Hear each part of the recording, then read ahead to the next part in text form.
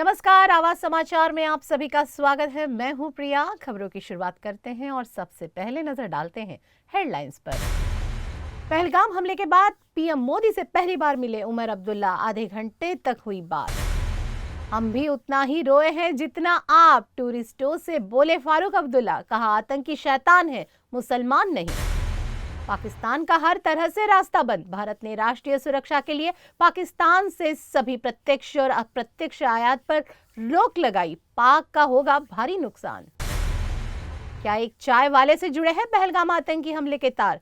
पहलगाम हमले में चाय वाले पर घुमी शक की सुई। एनआईए कर रही है जांच। शरद पवार के एनसीपी को एक और बड़ा झटका। शरद पवार गुट के कई नेता अजीत पवार गुट में शामिल, लेकिन इस बार बीजेपी ने जताया ऐतराज। कहां घोटाले के आरोपों से बचने के लिए तो नहीं हुए शामिल। जमशेदपुर के एमजीएम अस्पताल में छत गिरने से हुआ बड़ा हादसा। मलबे में 5 लोग दबे, 2 की मौत।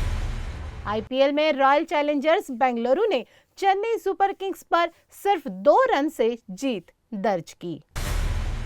और अब समाचार विस्तार से। जम्मू कश्मीर के मुख्यमंत्री उमर अब्दुल्ला ने शनिवार को दिल्ली में प्रधानमंत्री नरेंद्र मोदी से मुलाकात की। 22 अप्रैल को पहलगाम में हुए आतंकवादी हमले समेत विभिन्न मुद्दों पर इस मुलाकात में चर्चा हुई। प्रधानमंत्री के आवास पर दोनों नेताओं के बीच ये बैठक करीब आधे घंटे तक चली। सीएम उमर अब्दुल्ला ने प्रधानमंत्री को जमीनी हालात के बारे में जानकारी दी। मुख्यमंत्री ने टट्टू सवारी संचालक सैयद आदिल हुसैन शाह के बलिदान का भी जिक्र किया, जिसने पर्यटकों की रक्षा के लिए साहसी प्रयास करते हुए एक आतंकवादी से हथियार छीनने की कोशिश की थी। नेशनल कॉन्फ्रेंस के प्रमुख फारूक अब्दुल्ला ने जम्मू कश्मीर के लोगों से प्रगति और समृद्धि के लिए पहलगाम जैसे हमलों के अपराधियों के खिलाफ खड़े होने का आग्रह किया है और कहा है कि 22 अप्रैल के नरसंहार के पीछे जो लोग हैं उन्हें जहन्नुम में सड़ना होगा। फारूक अब्दुल्ला दक्षिण कश्मीर जिले के हपतनार में आदिल हुसैन शाह के घर पहुंचे, जो एक टट्टू चालक था और आतंकवादी हमले में जान गंवाने वाले 26 व्यक्तियों में से एक था। अब्दुल्ला ने कहा कि वो शहीद है, उन्होंने अपनी जान कुर्बान कर दी। वो दरिंदों की बंदूकों से नहीं डरे। ये इंसानियत है, यही कश्मीरियत है। उन्होंने कहा कि हमें आतंकवादियों से लड़ना है और हिम्मत के साथ उनसे लड़ते रहना है। जब तक हम उनसे नहीं लड़ेंगे, हम कभी खुश और समृद्ध नहीं हो सकते और हम कभी आगे नहीं बढ़ सकते। इसलिए हमें हिम्मत रखनी चाहिए। फारूक अब्दुल्ला ने कहा कि जिन लोगों ने कत्ल किया वो अपने आप को मुसलमान कहते हैं। मैं कहूंगा वो शैतान है, मुसलमान नहीं। पीएम मोदी के मास्टर स्ट्रोक के तहत भारत ने राष्ट्रीय सुरक्षा के लिए पाकिस्तान से सभी प्रत्यक्ष और अप्रत्यक्ष आयात पर से रोक लगाई है। डीजीएफटी की अधिसूचना के बाद अटारी सीमा भी बंद कर दी गई है। पहलगाम आतंकी हमले के बाद ये बड़ा फैसला लिया गया है, जिससे भारत पाकिस्तान व्यापार पूरी तरह से ठप हो गया है। भारत सरकार के इस फैसले से पाकिस्तान से भारत में माल की सभी आवाक पूरी तरह से रुक जाएगी। भारत का पाकिस्तान को पिछले 7 अप्रैल से इस साल जनवरी तक निर्यात 44.76 करोड़ डॉलर था, जबकि आयात मात्र 4.2 लाख डॉलर है। पहलगाम आतंकी हमले की जांच कर रही एनआईए की तफ्तीश के दायरे में एक ऐसा शख्स आया है जिसने इस नरसंहार से 15 दिन पहले वहां अपनी दुकान खोली थी। वो लगातार वहां अपनी दुकान पर पर्यटकों को चाय बेच रहा था, लेकिन घटना के दिन उसकी दुकान बंद थी। एक रिपोर्ट के मुताबिक जांच एजेंसियां इस शख्स से कड़ी पूछताछ कर रही है। अपनी जांच के दौरान एनआईए पहलगाम में इस पर्यटन स्थल पर 100 से भी ज्यादा स्थानीय लोगों से पूछताछ कर चुकी है।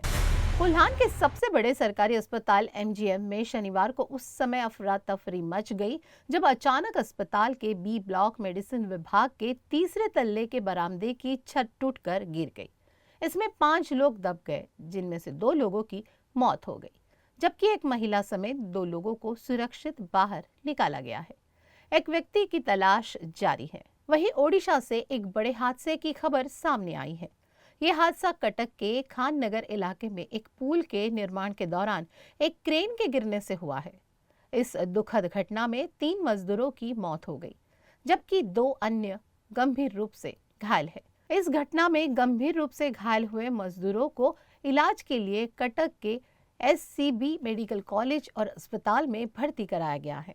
इस घटना के बाद ओडिशा के मुख्यमंत्री मोहन चरण मांझी ने घटना पर गहरा शोक जताते हुए मृतकों के परिजनों को 5 लाख रुपए की सहायता राशि देने की घोषणा की है।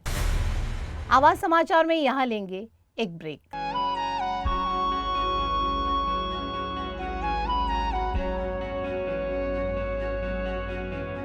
आवाज इंडिया, आवाज इंडिया, आवाज इंडिया, आवाज इंडिया, इंडिया, इंडिया, आवाज इंडिया।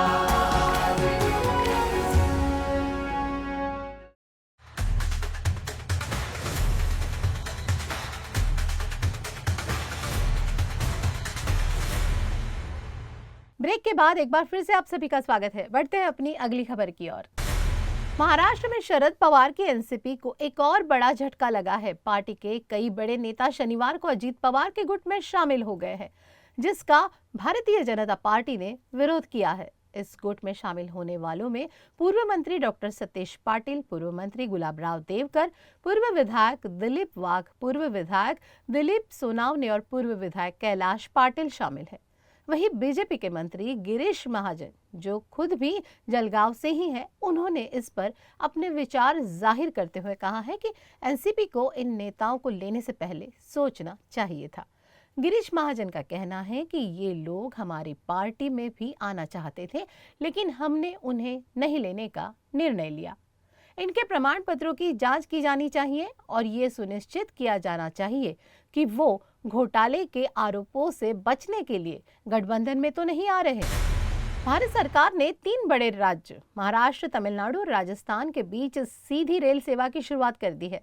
केंद्रीय रेल मंत्री अश्विनी वैष्णव ने शनिवार को पुणे जोधपुर एक्सप्रेस और MGR Chennai central Jodhpur express को हरी झंडी दिखाकर रवाना किया। इन 2 नई ट्रेनों के शुरू होने से न केवल यात्रियों को लंबी दूरी तय करने में सहूलियत मिलेगी, बल्कि व्यापार, वाणिज्य और पर्यटन को भी बढ़ावा मिलेगा।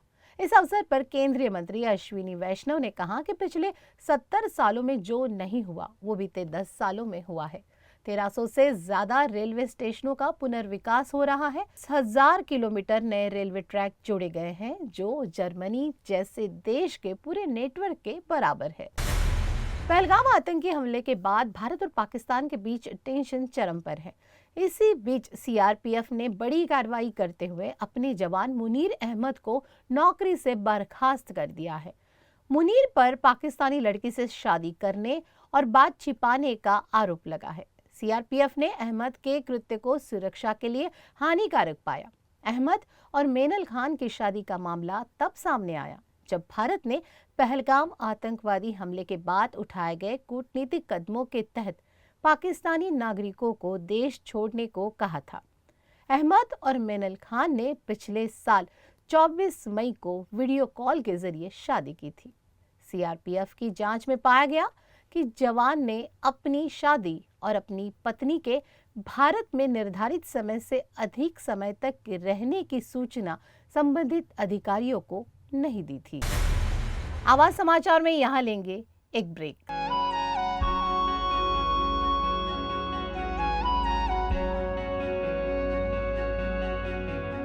आवाज इंडिया, आवाज इंडिया, आवाज इंडिया, आवाज इंडिया, इंडिया, इंडिया, आवाज इंडिया।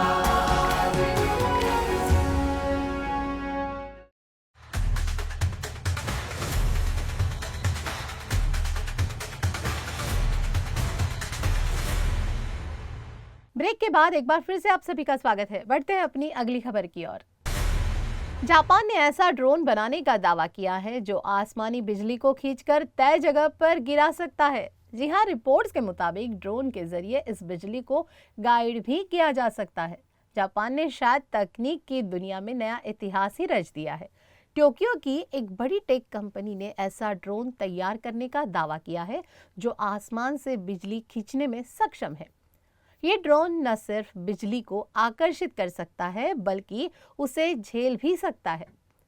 दावा किया जा रहा है कि ये दुनिया का पहला ऐसा ड्रोन है जो थंडर क्लाउड के नीचे उड़ते हुए बिजली की चिंगारी को अपनी तरफ खींचता है और उसे नियंत्रित रूप से धरती तक पहुंचाता है।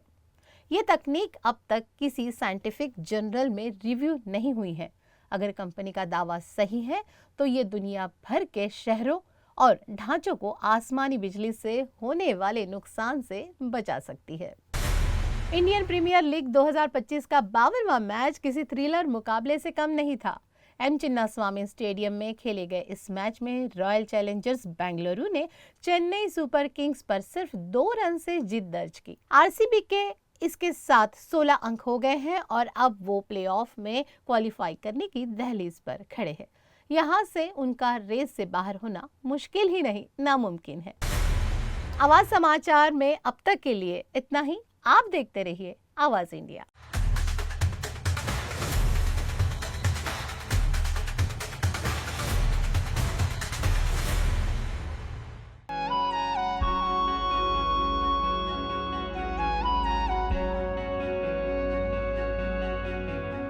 आवाज इंडिया।